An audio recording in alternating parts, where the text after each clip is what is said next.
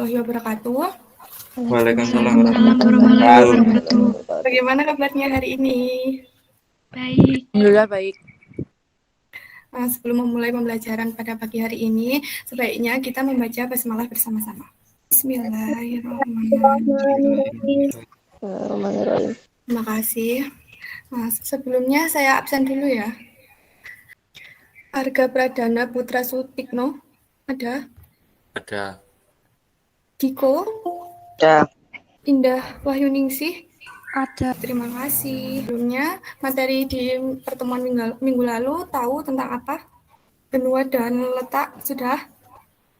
Sudah. Pada pertemuan minggu ini, saya akan membahas tentang dinamika penduduk di benua Amerika. Sebelum lanjut, saya akan membacakan tujuan pembelajaran pada pertemuan kali ini, yaitu yang pertama, peserta didik mampu menjelaskan persebaran penduduk di negara Amerika. Yang kedua, peserta didik mampu membandingkan jumlah penduduk negara Amerika dengan negara Indonesia. Dan yang ketiga, peserta didik mampu mengidentifikasikan jenis ras penduduk Amerika. Dan peserta didik mampu mengidentifikasikan budaya penduduk di Amerika. Jadi tidak terlalu banyak pada materi pada pertemuan minggu ini. Saya harap nanti anak-anak bisa mengikuti pembelajaran saya dengan aktif dan terus semangat, dan nanti yang bisa menjawab pertanyaan dari saya akan saya berikan poin. Sebelum masuk materi, saya mempunyai video yang durasinya tidak begitu lama. Sudah terlihat?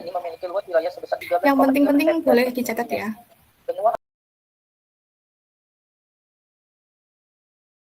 Ya, jadi itu. Jadi banyak sekali ya tadi fakta-fakta tentang benua di Amerika. Nah, saya ingin tanya, kira-kira penduduk di Amerika dengan penduduk di Indonesia itu banyak mana? Jadi sudah jelas penduduk di Indonesia itu lebih banyak akan padat penduduknya.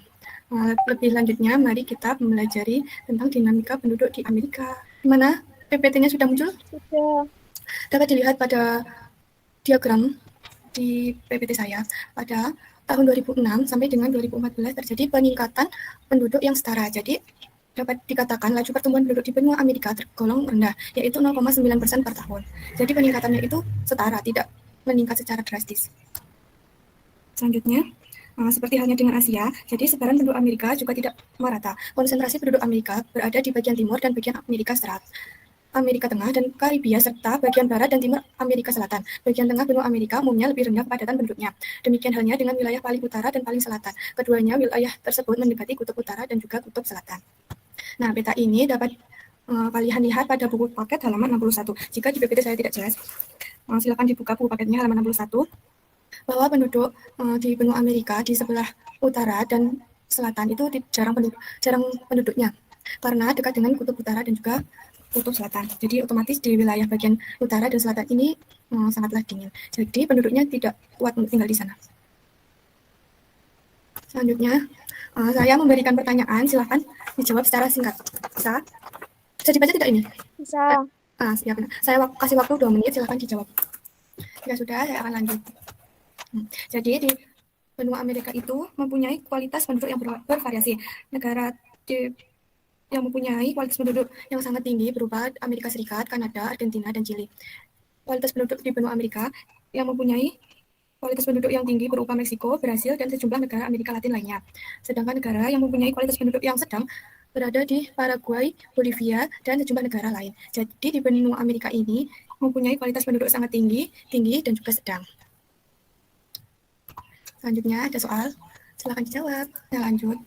Jadi penduduk asli di Amerika berasal dari 2 suku. Yang pertama dari suku Indian yang merupakan penduduk asli dari Amerika, dan kedua ada suku Eskimo.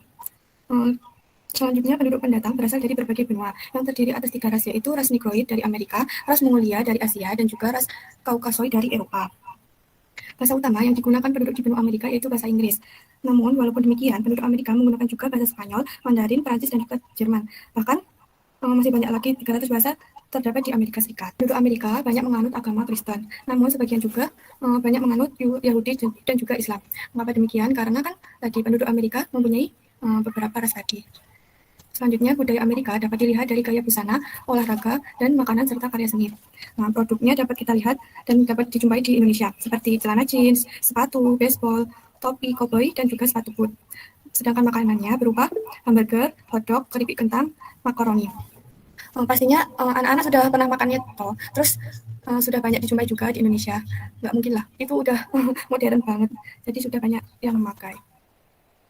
Selanjutnya ini merupakan foto penduduk Amerika asli yang sebelah sini yaitu suku Indian dan ini penduduk campurannya. Ada soal lagi, silakan dijawab. Apakah ada yang ditanyakan? Jika tidak, saya meminta salah satu membacakan hasil yang sudah saya kasih tadi. Persebaran penduduk benua Amerika adalah konsentrasi penduduk benua Amerika berada di bagian barat dan timur Amerika Serikat, Amerika Tengah, serta Karibia, dan bagian timur dan barat Amerika Selatan. Ya, terima kasih sudah berani menjawab, terus mewakili teman-temannya. Saya harap pertemuan yang akan datang bisa seperti ini lagi, bisa aktif, terus bisa mengikuti pembelajaran sampai dari awal sampai akhir. Walaupun masih satu kali kita bertemu, tapi saya sudah memberikan tugas yang nanti saya share di grup WA. Nggak apa-apa kan? Ya, Bu.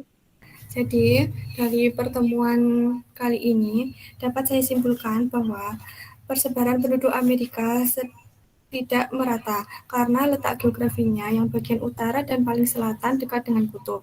Selanjutnya, benua Amerika mempunyai kualitas penduduk yang bervariasi, yaitu sangat tinggi dan juga sedang. Mempunyai dua suku, yaitu Indian dan juga Eskimo, mempunyai 3 ras, serta mempunyai beragam budaya yang dapat kita jumpai di Indonesia.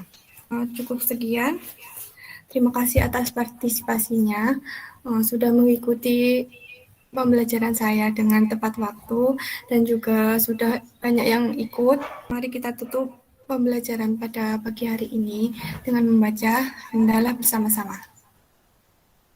Alhamdulillahirabbil alamin. Alhamdulillahirobbilalamin. Sebelum saya tutup, ya sudah, mungkin itu. Sekian saya cukupkan. Akhirnya, wassalamualaikum warahmatullahi wabarakatuh. Warahmatullahi wabarakatuh. Assalamualaikum warahmatullahi wabarakatuh.